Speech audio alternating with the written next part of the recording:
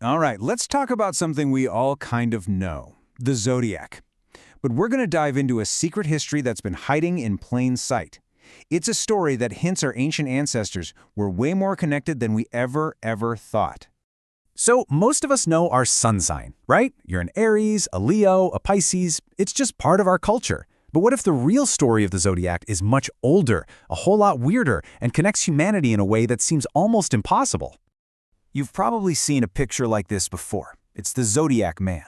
For hundreds of years in Europe, it was common knowledge that each zodiac sign ruled a part of the body. Aries gets the head, Taurus gets the neck, and so on. Pretty standard stuff for old-school astrology. But this is where it gets really weird. And here it is. This is the core of the whole mystery. It wasn't just a European thing. On the left, you've got a very similar concept from ancient China. And on the right, that's from the Mayans. These cultures were separated by vast oceans, with supposedly zero contact. So how on earth did they all come up with the exact same, very specific, very strange idea? That's the puzzle we're going to solve. Yeah, this is way beyond just a simple coincidence. This is a real historical puzzle that's been bugging scholars for more than 100 years, so let's start digging in. And hey, don't just take my word for it. Way back in 1906, a historian named Paul Carus was looking at this exact same thing. He basically said, look, these similarities are so complex and so weird, there is no way this happened by accident. He was totally convinced that there had to be a single source, a hidden connection. Okay, so if these ideas didn't just pop up independently all over the world, then they had to come from somewhere. The big question is, where? To figure that out, we have to follow the breadcrumbs back in time. And this is the theory we're exploring. The idea is that all these different zodiacs, the Chinese, the Mayan, the one we use today, they're not separate inventions. They're all descendants of one common ancestor, an idea that started in Babylon, the absolute cradle of astronomy. And here we have our smoking gun. It might not look like much, just an old cuneiform tablet.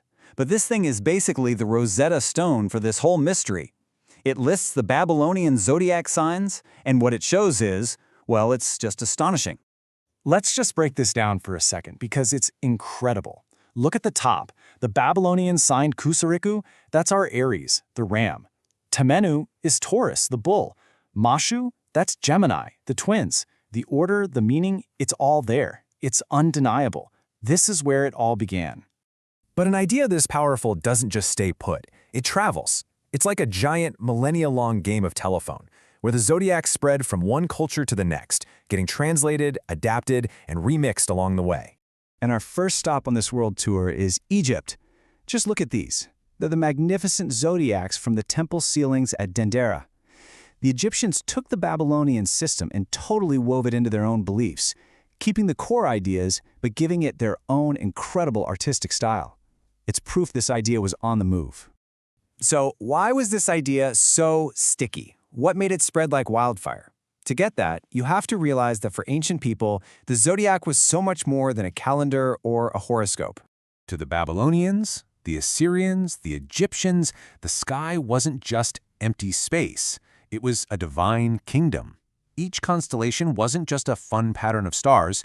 It was the actual home, or maybe even the physical body, of a major god who had real power over the world down below.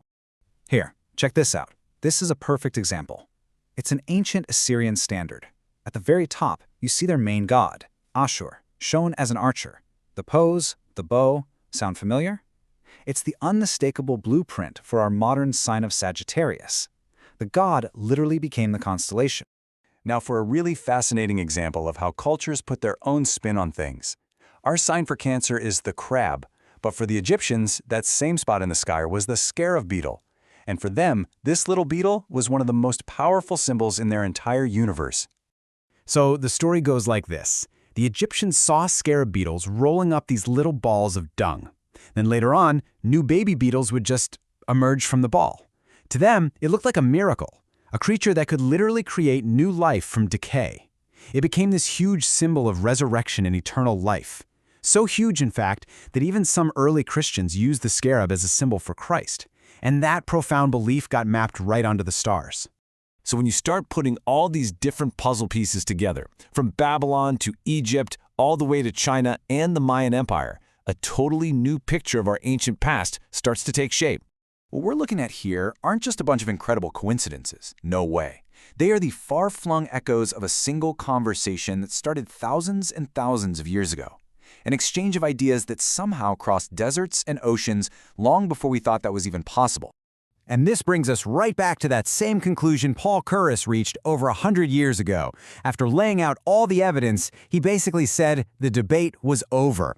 The idea that all of humanity was interconnected, even in the most remote corners of the prehistoric world, wasn't a guess anymore. It was a fact. So the next time you look up at the night sky, just remember, those constellations don't just tell old Greek stories. They're telling one single shared human story. I mean, look at this. This amazing Aztec sunstone is just one more powerful piece of the puzzle. The Zodiac is so much more than astrology. It's proof of a shared global heritage, a secret history that connects every single one of us, written not in dusty old books, but right there, up in the stars. It really makes you wonder, doesn't it? What other shared stories have we completely forgotten?